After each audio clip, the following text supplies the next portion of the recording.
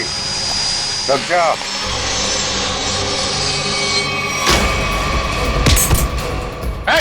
रुक जाओ, नहीं तो इसकी खोपड़ी उड़ा दूंगा।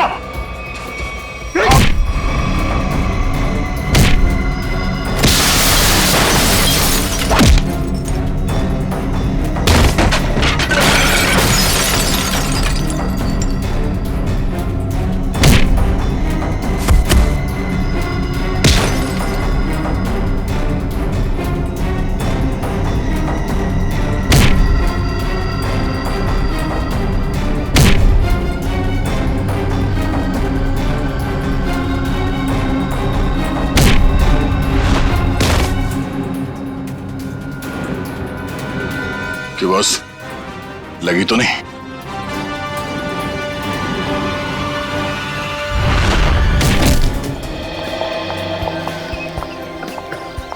राहुल और जैम, आज मैं इतना खुश हूं कि मेरे पास शब्द नहीं है बताने के लिए। अरे भाई 6 साल के बाद अपने दोनों बेटों को एक साथ देखने का, एक बाप को जो खुशी होती है ना, तुम उसका अंदाजा भी नहीं लगा सकते।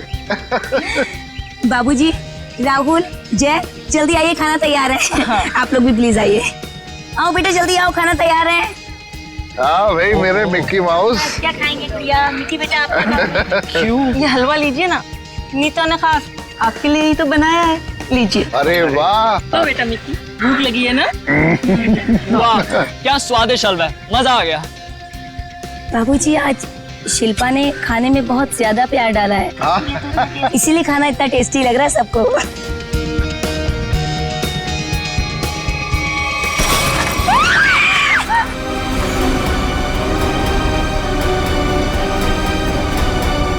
ये क्या?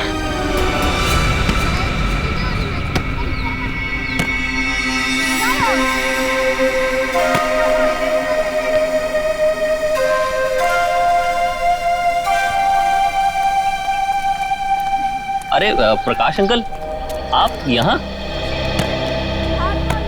अंकल नमस्ते। नमस्ते अंकल। नमस्ते। अंकल मैं तेज बीविंग में रहता हूँ। माफ करना बेटा, मेरा ध्यान कहीं और था। कोई बात नहीं। अंकल आप यहाँ धूप में अकेले बैठ के क्या कर रहे हैं? बेटा सुनील घर की चाबी देना भूल गया, पर फिक्र की कोई बात नहीं, वो आता ही होगा। अंकल तो हम सुनील जी को फोन लगा देते हैं, उन्हें तो आते आते शाम हो जाएगी। अरे नहीं, काम के वक्त उसको फोन करके परेशान मत करो।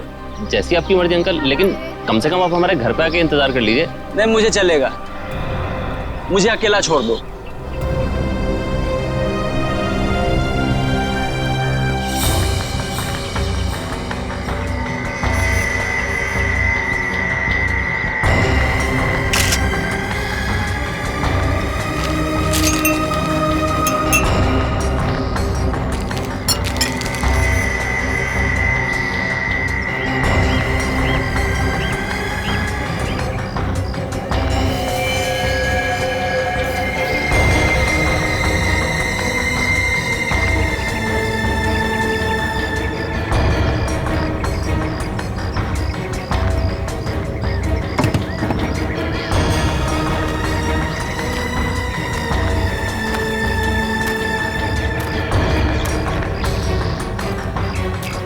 एक बात बताइए जी, आप सब लोग यहाँ पर खाना खाने बैठे थे है ना, तभी ये हाथ खाने में गिरा?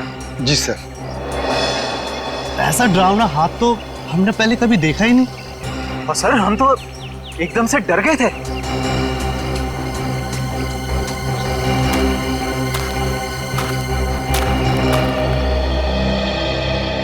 सर आपने हाथ तो देखा ही ना सर, गला नहीं है लेकिन खून पूरी तरह से सूख चुका है। बहुत बुरी हालत से काटा है ये हाथ। अगर ये हालत इस हाथ की है, वही सोच रहा हूँ जिसका ये हाथ काटा गया है उसके और शरीर के हिस्से का क्या किया होगा। सर क्या ये हाथ देख के हम पता नहीं लगा सकते कि ये आदमी का हाथ है या किसी औरत का हाथ है? ये तो साउंड के बताएगा, उसका काम है।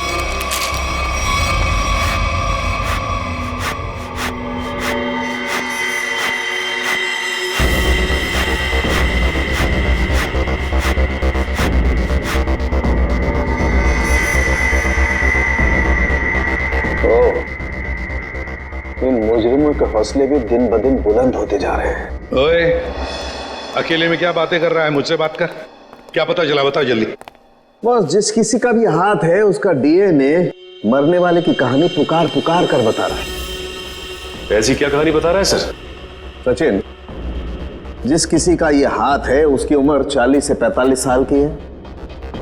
तो बॉस, इसके साथ जो कुछ हुआ है उसे सोच करके भी रोंगटे खड़े हो जाते हैं। रोंगटे खड़े हो जाते? क्यों सालूं के सब? इसके हाथ में से खून का एक एक कतरा निचोड़ निचोड़ के निकाला गया है। क्या कह रहे हैं सर आप? इतना कुछ किया गया इस बेचारे के साथ इसे मारने से पहले? हाँ, और ये सुइयां, ये तारे, ये सब इस हाथ के प्रेशर को, वॉल्यूम को और डेंसिटी को बता रहे हैं। लेकिन सर, जब आदमी मर चुका है और उसके हाथ में खून ही नहीं तो प्रेशर कैसा? एक डेड बॉडी का भी एक निश्चित वॉल्यूम, निश्चित प्रेशर और निश्चित डेंसिटी होती है, लेकिन इसके मुर्दा शरीर का वो डेंसिटी, वो वॉल्यूम और वो प्रेशर तीनों कम है। और ये हाथ देखो बॉस, इस हाथ को देखने से लगता है कि किसी ने बहुत ही क्लिनिकली, सर्जिकली इस हाथ को काटा है। अच्छा, मतलब किसी ऐसे आदमी ने ये काम किया है जो मेडिकल के बारे में जानता है। शायद डॉक्टरी पेशे का हो सकता है, लेकिन ये है कौन, ये जानने से पहले हमें ये पता लगाना होगा कि ये हाथ किस आदमी का है। और ये हमें इस हाथ के ऊपर मिली अंगूठी ही बता सकती है। लेकिन सर, उस अंगूठी को तो जंग लग गया था ना? हाँ, अंगूठी को जंग लग गया था। किसी ने बॉस उस अंगूठी को ब्रिंजोन कार्बाइड नाम के केमिकल में डाला है ताकि जंग हट जाए और उस अंगूठी का असली रूप हमारे सामने आ जाए। एक मिनट।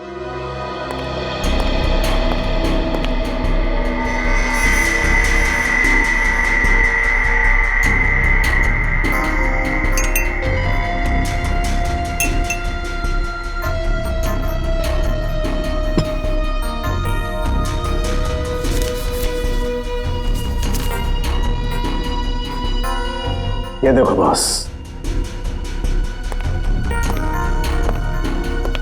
ये अंगूठी एकदम साफ।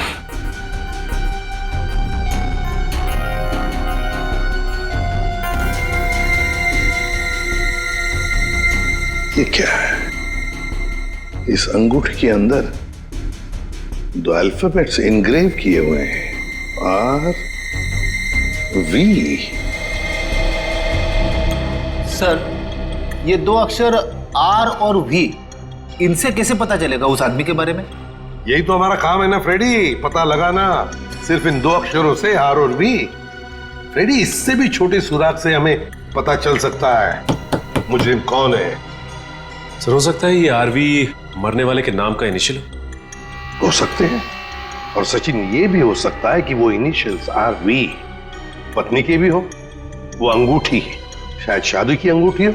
सर, एक और बात, वो अंगूठी प्लैटिनम में बनाई गई थी। सर, ऐसी अंगूठियां आसानी से बाजार में मिलती नहीं है, खास ऑर्डर देकर बनवाई जाती है। बिल्कुल सही। बस उस अंगूठी का फोटोग्राफ शहर में जितने भी जौहरी है उन सबको भेज दो। पता चल जाएगा किस जौहरी ने वो अंगूठी बनाई थी और किसके लिए। R V. Yes sir. Sir, एक बात समझ में नहीं आ रही कि अगर ये खूनी आरवी को मारना ही चाहता था तो आसान मौत भी तो दे सकता था। ये काटने की क्या जरूरत? सचिन, मरने वाले की पहचान छुपाना चाहता था, वो पहचान छुपाना चाहता था। सर, आपसे मिलने कुछ लोग आए हैं और वो कह रहे हैं कि अर्जेंट है। बुलाओ। आइए। नमस्ते सर। आइए, बताइए क्या बात है? सर, एक बहुत ही बड़ी मुसीबत आ गई है, बस आप ही हैं जो हमारी मदद कर सकते हैं। मुसीबत? कैसी मुसीबत? सर, हम लोग मोतीलाल नगर की रोज सोसाइटी से आए हैं। हमारे बिल्डिंग में एक बुजुर्ग रहते थे, प्रकाश जी। रहते थे मतलब? क्या आप नहीं रहते? सर, कल तक तो थे। सोसाइटी के पार्क पे बैठे हुए देखा था हमने उन्हें, बोरिया बिस्तर बांध के बैठे थे। तो आप लोगों ने जाकर उनसे पूछा नहीं कि क्या बात है, क्या तकलीफ है, हैं? पता नहीं सर, हमने उनसे पूछा तो कुछ अजीब सा बड़बड़ाने लगे। सर उनके बाहर बैठने की कुछ ना कुछ वजह जरूर है। क्या वजह हो सकती है? सर उनका सौतेला बेटा सुनील बहुत ही ज्यादा बदतमीज और झगड़ालू किस्म का इंसान है वो। सर हमें लगता है उसी ने ही सामान सहित अपने पिता को घर से बाहर निकाल दिया है। पता नहीं कहाँ होंगे वो। हो सकता है वो अपने ही घर वापस चले गए हों। घर में चेक किया आपने?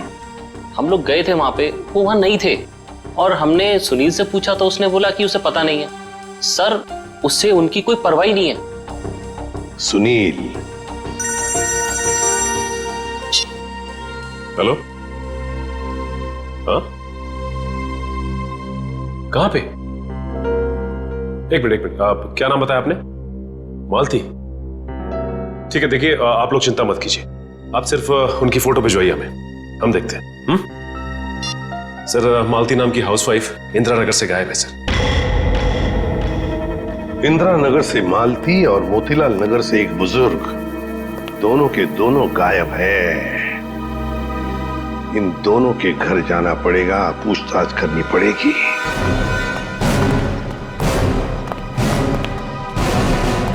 सर, हमने मिस्टर सुनील का घर अच्छे से चेक किया। प्रकाश जी नहीं है वहाँ पे और ना ही कोई ऐसा सुराग मिला है जिससे प्रकाश जी के बारे में कुछ पता चल सके। सर मैंने कहा था ना कि मुझे कुछ नहीं पता कि वो कहाँ चले गए। प्रकाश जी तुम्हारे सौतेले पिता थे, तुम्हारे उनके साथ अक्सर झगड़े हुआ करते थे, है ना? क्यों? सर झगड़े होते थे, पर किस घर में झगड़े नहीं होते। इसमें सौतेली वाली बात कहाँ से आ गई सर? सगे बाप बेटों में भी तो झगड़ा होता है ना। मैंने उन्हें हमेशा सगे से ज्यादा समझा।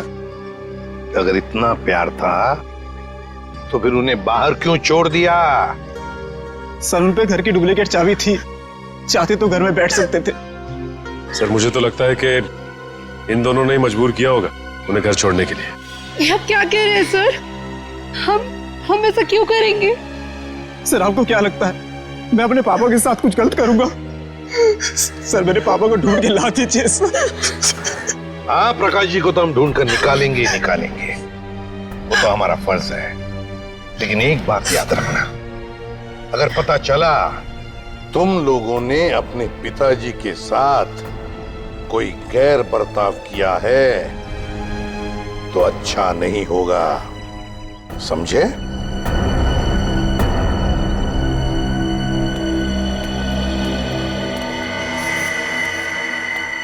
सर ये वो लेटर है जो मालती छोड़ के गई थी। जरा बच्चों को अंदर लेके जाओ।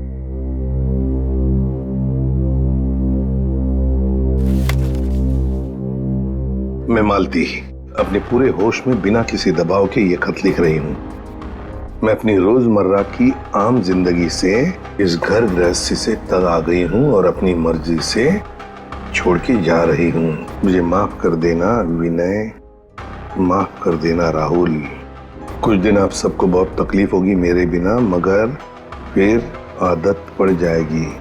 मेरे वापस आने की उम्मीद मत रखना, हमारा साथ यहीं तक ही था। मालती। सर ऐसे कैसे कोई पत्नी अपने बसे बसाए घर को छोड़ के जा सकती है? वही तो। वो मैं कल बच्चे को स्कूल छोड़ने गई थी ना, तब वो मुझे वहां मिली थी, तो मुझे उसका बर्ताव कुछ अजीब सा लगा। कुछ अजीब सा लगा मतलब? कैसा लगा आपको? मतलब वो बच्चे के सामने रो रही थी सर। हमेशा अपना और पापा का ख्याल रखना। आप कहीं जा रहे हो क्या? मैं भी चलूंगा आपके साथ। नहीं बेटा, मैं कहीं नहीं जा रही। और रोते रोते उसने बच्चे को वैन में बिठाया और वो सब्जी लाने के लिए चली गई, और जाते जाते उसने अपना मोबाइल फोन भी तोड़ दिया। ये तो बड़ी अजीब बात है। कैसे गई वो वहां से?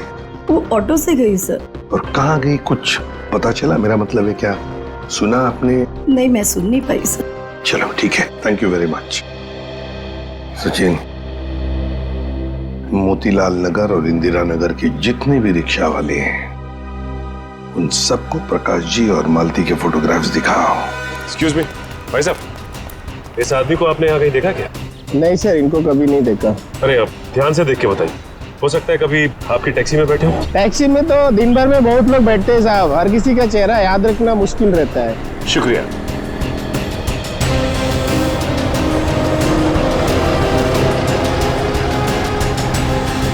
भाई साहब आप देखिए इन्हें, कहीं देखा है आपने? इस बुजुर्ग आदमी को तो मैंने पिंजर की खाड़ी के पास छोड़ा था। पिंजर की खाड़ी?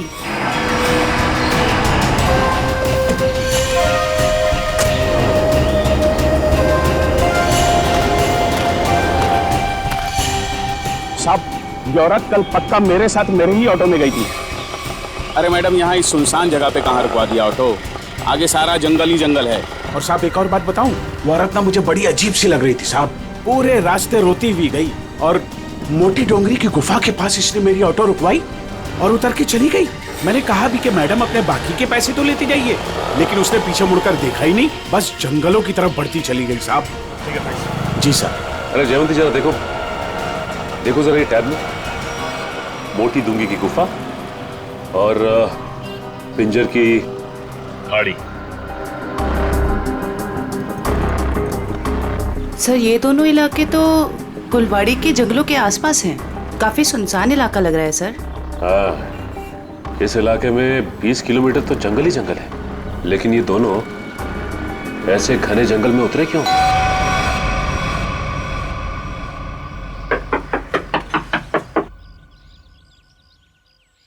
बड़ी अजीब बात है, रिंग पे आरवी गुदा है और नाम हितेन कुमार। हो सकता है इस घर के किसी और सदस्य के नाम के इनिशियल्स हों ये, क्योंकि उस जौहरी को पूरा यकीन था कि इस रिंग का ऑर्डर इसी घर में से किसी ने दिया है। जी कहिए। नमस्ते, हम सीआईडी से। सीआईडी? अंदर आइए।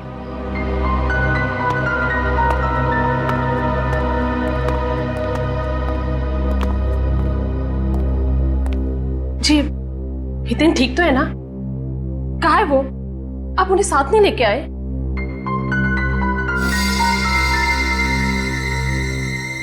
क्या आप इस अंगूठी को पहचानती हैं?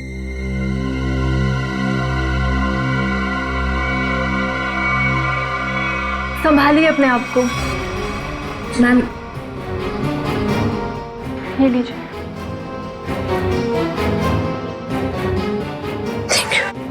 क्या आप बता सकती हैं कि इस अंगूठी पर जो आरवी इनिशियल्स बने हुए हैं, इनका क्या मतलब है?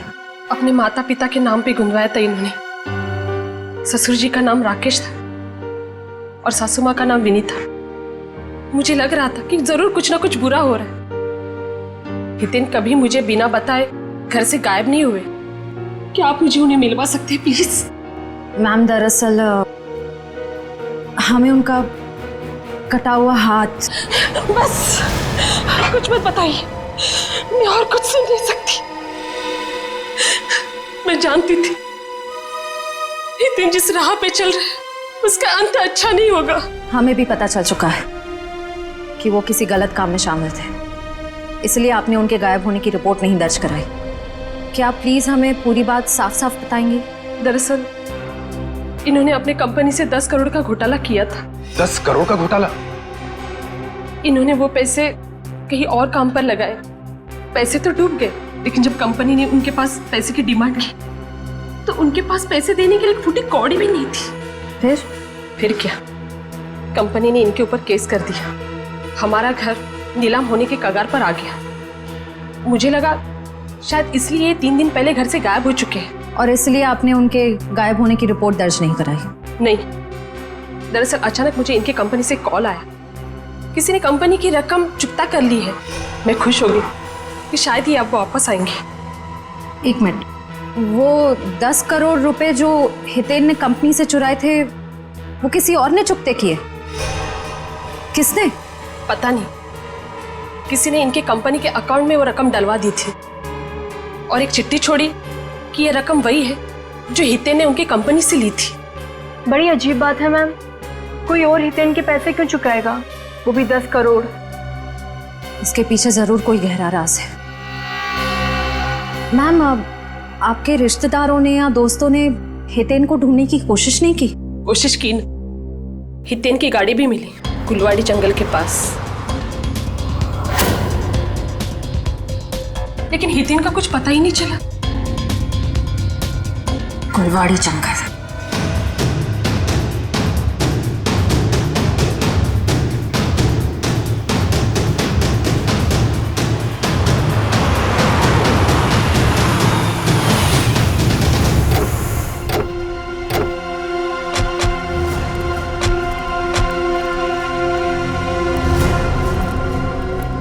सर ये जंगल तो काफी डरावना है। प्रकाश जी और मालती यहाँ क्या करने आए होंगे?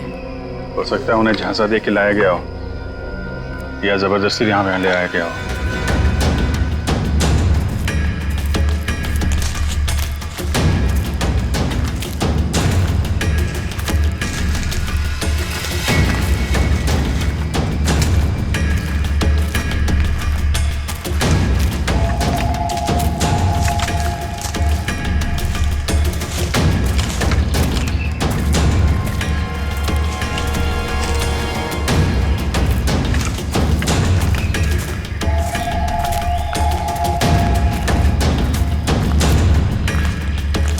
एक मिनट अभिजीत,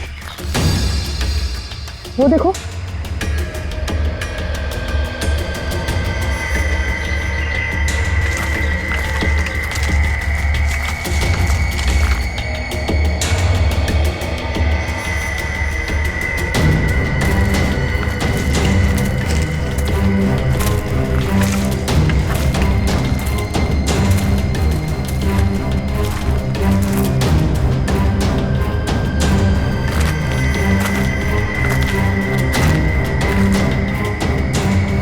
इतने सारे कपड़े, ये जूते, ओह माय गॉड,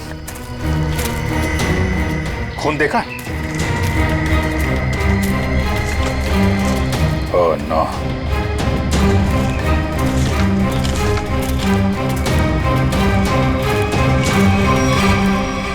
ये खोपड़ियां, ये हड्डियां, ये जंगल के अंदर चल क्या रहा है?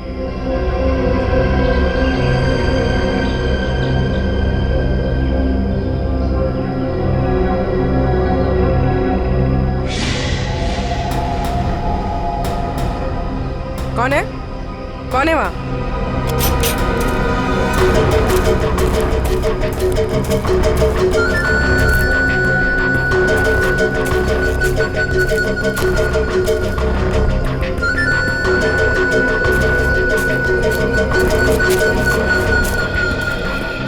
क्या हुआ? वहां तो कोई नहीं है सर। सर वहाँ पे कुछ था सर।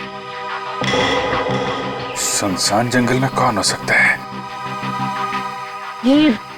ये तो सारे कपड़े, जूते और ये हड्डियों को देखकर लग रहा है कि अलग अलग उम्र के लोगों को शिकार बनाया गया है। बहुत खतरनाक अपराधी है। मासूम भोले भाले लोगों को यहाँ बुला के मार डालता है।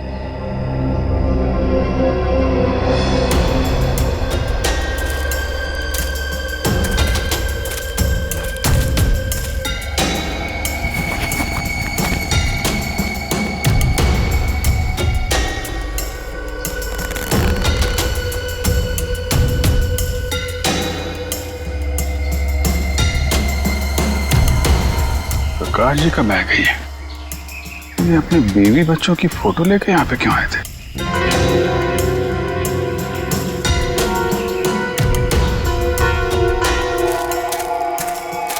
ए रुको!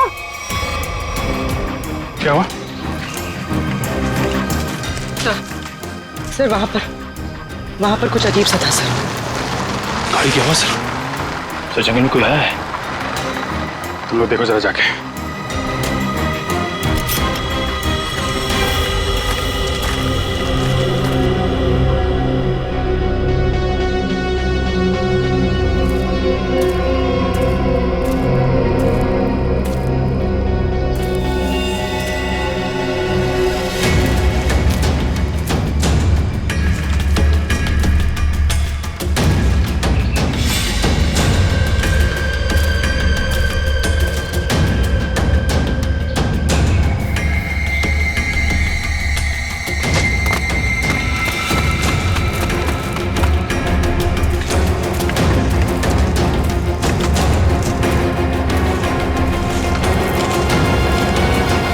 हितेन का कटा हुआ हाथ और उसकी गाड़ी मिलती है गुलवाड़ी जंगल के आसपास। समझ में नहीं आ रहा, पता नहीं क्यों सचिन, मुझे ऐसे लग रहा है कि हितेन का केस, मालती का केस और प्रकाश जी का केस, इन तीनों केसेस का आपस में कोई ना कोई संबंध है, कोई ना कोई संबंध है। सर प्रकाश जी और मालती के बारे में कुछ और पता चला है। क्या? सर ठीक हितेन की तरह ही प्रकाश जी और मालती दोनों कर्जे में थे। प्रकाश जी के बेटे को 5 लाख रुपए देने थे और मालती जी का घर गिरवी रखा था। सर दोनों के गायब होते ही इन दोनों का कर्जा किसी ने चुका दिया। हितेन भी कर्जे में था, मालती भी कर्जे में थी, प्रकाश जी भी कर्जे में थे। तीनों के तीनों गायब होते, तीनों के तीनों आखिरी बार दिखाई पड़ते हैं गुलवाड़ी जंगल के आसपास। काम करते हैं उस लाइन पर, गुलवाड़ी जंगल के लाइन पर जितने भी ऑटो रिक्शा वाले और टैक्सी वाले धंधा करते हैं सबको यहाँ लेकर आते हैं। सब हम लोगों को क्यों बुलाया? इसलिए बुलाया है कि हमें तुम लोगों की मदद चाहिए। हम क्या मदद कर सकते हैं साहब आपकी?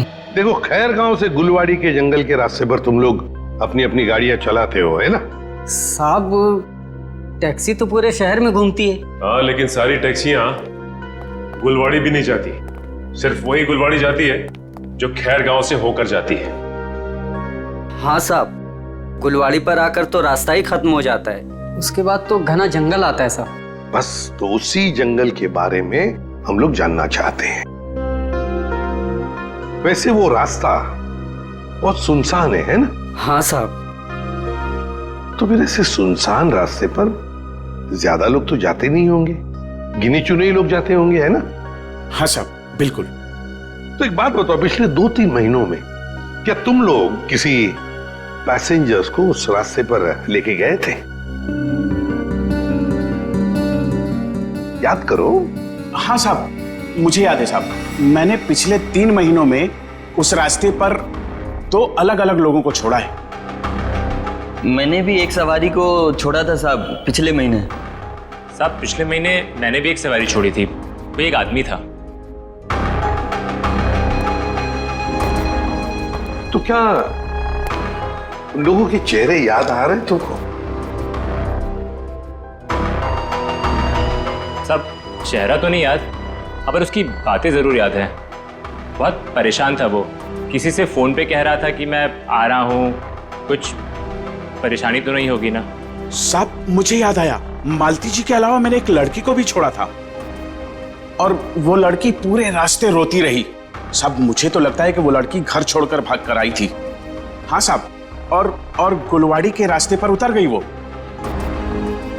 मैंने अपने सवारी से बोला था यहाँ पर ऑटो और टैक्सी नहीं मिलेगा साहब, पर उसने कोई जवाब ही नहीं दिया। सर ये तो बिल्कुल प्रकाश और मालती के केसेस जैसा है। हाँ श्रेया, ये तीनों के तीनों केसेस एक जैसे ही हैं और जरूर और भी ऐसे केसेस होंगे।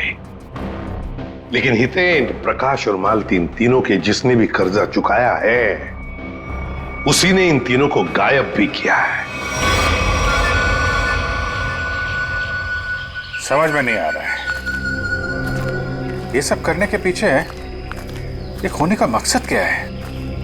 मकसद तो पता नहीं अभिजीत, लेकिन इतना जरूर कह सकती हूँ कि ये एक हॉट ब्लडेड मर्डर है। सोचा समझा किया गया अपराध जो किसी पढ़े लिखे आदमी ने किया है। पढ़े लिखे आदमी? ये देखो, इस खोपड़ी को किसी केमिकल में डुबो कर रखा गया था। केमिकल में? क्या जंगल में कोई लैब खोल के रखी है क्या उसने? हो सकता है। एक मिनट।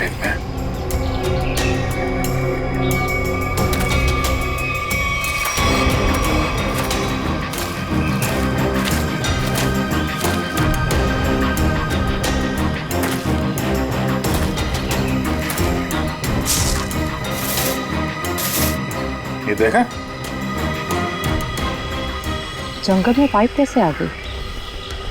लेकिन नक्शा में तो कोई पाइप वगैरह नहीं थी। वही तो, कहीं ये पाइप भी उन अपराधियों ने तो नहीं लगाई है? काटो जरा सा। निखिल, गाड़ी की आवाज उसी वक्त आई जब हम जंगल में थे। ये कोई संयोग नहीं है। मतलब मुजरिम को भनक लग गई थी हमारे जंगल में आने की। भले ही भनक लग गई हो, लेकिन हमारे हाथों से बचेंगे नहीं हमको।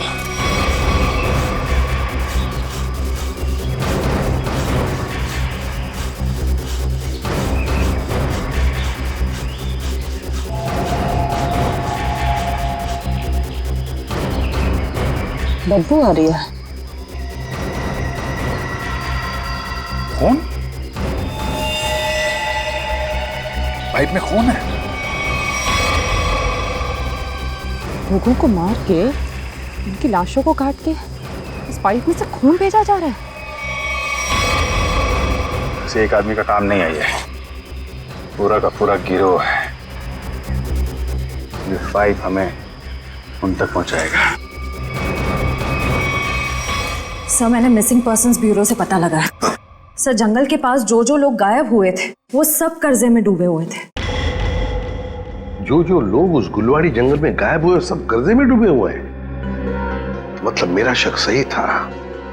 ये कोई संयोग नहीं, सोच समझ के बनाया हुआ प्लान है ये, कर्जे में डूबे लोगों को निशाना बनाने का। सर, लगता है ये कोई सीरियल किलर है जो कर्जे में डूबे लोगों को ही अपना शिकार बना रहा है। सर सचिन, हो तो हम पता लगा ही लेंगे। ये प्रकाश, हितेन और मालती, इन तीनों के फोन रिकॉर्ड चेक किए? Yes sir. क्या पता चला? सर, इन तीनों के फोन रिकॉर्ड्स में 3 नंबर ऐसे हैं जो कॉमन हैं। किस किस के फोन नंबर्स है वो? सर, 2 नंबर तो बंद आ रहे हैं और तीसरा नंबर किसका है इसका पता नहीं चला है।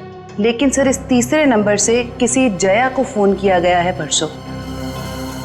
तीसरे नंबर से जया को फोन किया गया है? तो फिर लगता है जया की जान को खतरा है। जया की जान को खतरा है। श्रेया, इस जया को फोन करो, पूछो उससे क्या वो किसी कर्जे में डूबी है क्या।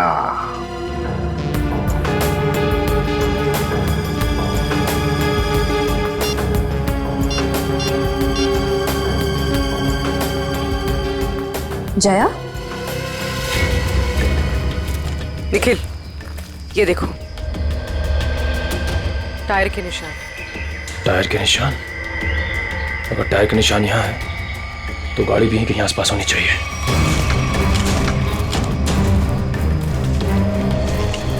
गाड़ी उस तरफ है,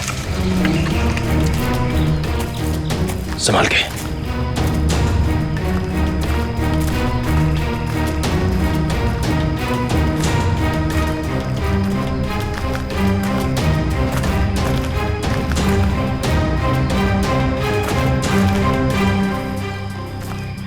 यहाँ तो आसपास कोई नहीं है। इंजन अभी भी गर्म है, मतलब जो कोई भी इस जीप में आया है यहीं आसपास है। इतने सारे डब्बे?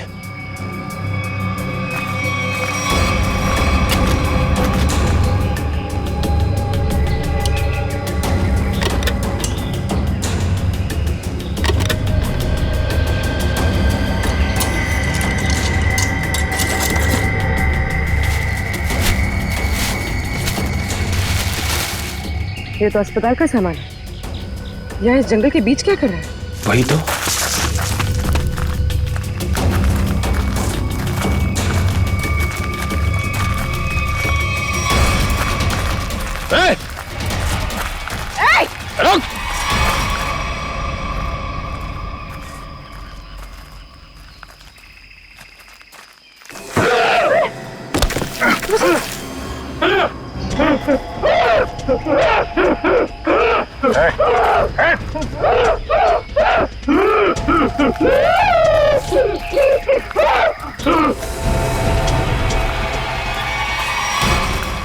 रुक!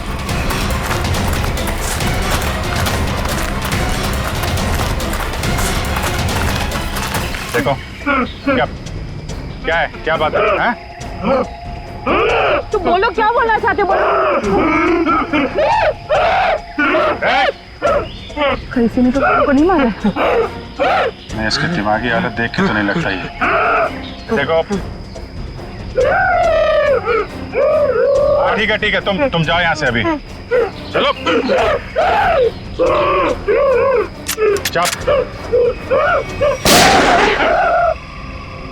तुमने गोली क्यों मारी? वो बेचारा डर के भाग गया। वापस आके इसको बचा लेंगे। पहले प्रकाश और मालती को बचाना जरूरी है, कहीं उनकी भी ऐसी हालत ना हो जाए।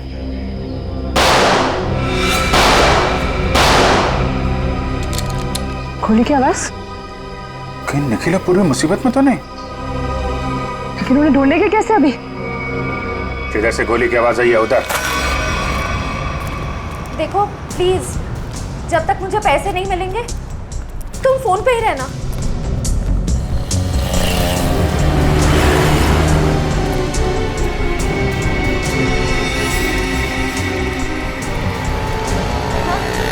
मुझे दुकान दिख गई, मैं आ रही।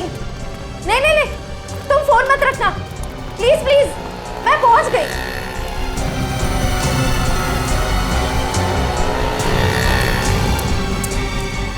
भाई साहब वो मिट्टी का तेल दो ना।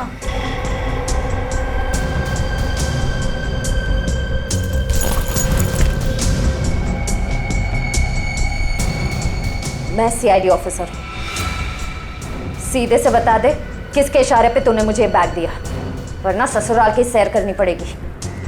वो जा रहा है, नीली कमीज वाला, फोन पर। मयूर, इशिता, वो ब्लू शर्ट वाला।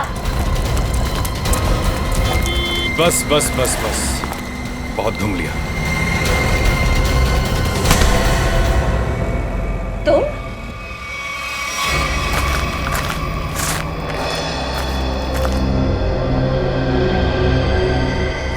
घसीटने का निशान।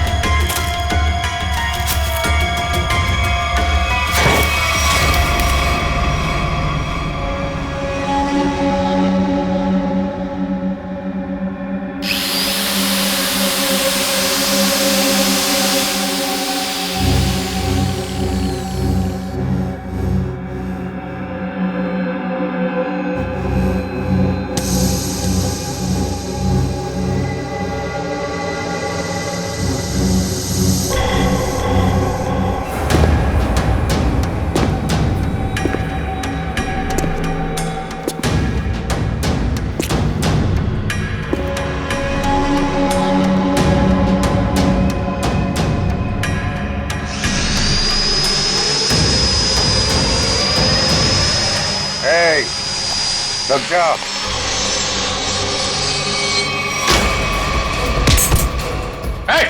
रुक जाओ, नहीं तो इसकी खोपड़ी उड़ा दूंगा।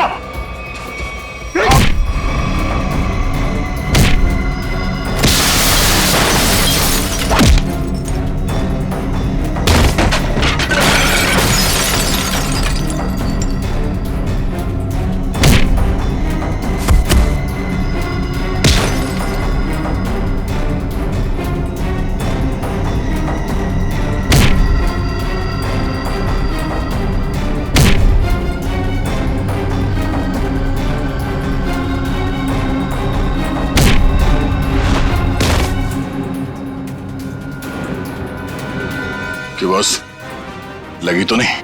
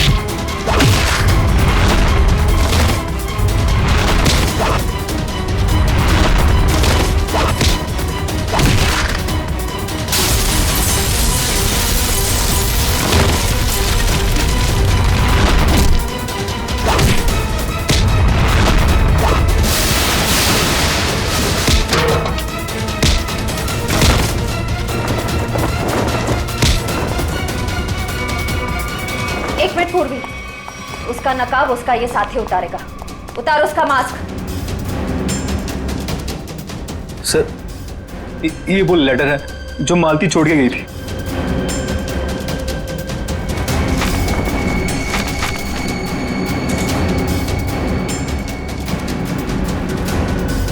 आप क्या कह रहे हैं सर? हम ऐसा क्यों करेंगे? पैसों की लालच में तुम इतनी गिर गई, तुमने इंसानियत को शर्मसार कर दिया। यहाँ तक कि अपने पिता समान ससुर तक को नहीं छोड़ा तुमने।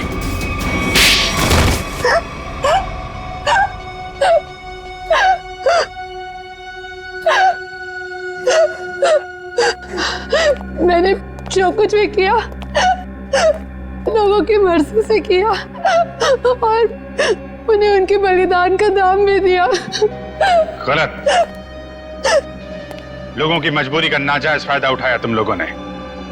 उनके शरीर के अंगों का काला कारोबार कर रहे थे तुम लोग। क्यों?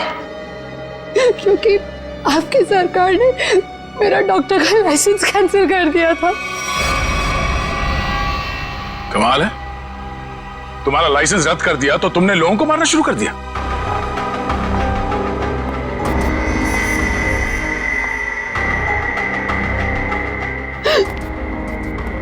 तुम्हारे आड़े टेढ़े एक्सपेरिमेंट ने यह हाल कर दिया लोगों का। शर्म आनी चाहिए तुम दोनों को। इतना नीचे गिर गए कि अपने घर वालों को तक नहीं छोड़ा तुम लोगों ने। क्या करते सर, विदेशी ग्रुप से पैसा ले चुके थे हम, और जो अंग उन्हें चाहिए थे वो हमारे पास नहीं थे, इसलिए सोचा घर वाले ही सही। बड़े बड़े मुजरिम देखे हमने, मगर तुम लोगों जैसे घटिया सोच वाले लोग आज तक नहीं देखा। बीमार हो तुम लोग, इस समाज में रहने लायक नहीं हो। किस्मत अच्छी हुई तो जिंदगी भर जेल में सड़ोगे, वरना आसार तो यही है कि अदालत फांसी देगी तुम्हें। ले जाओ इन्हें। चल।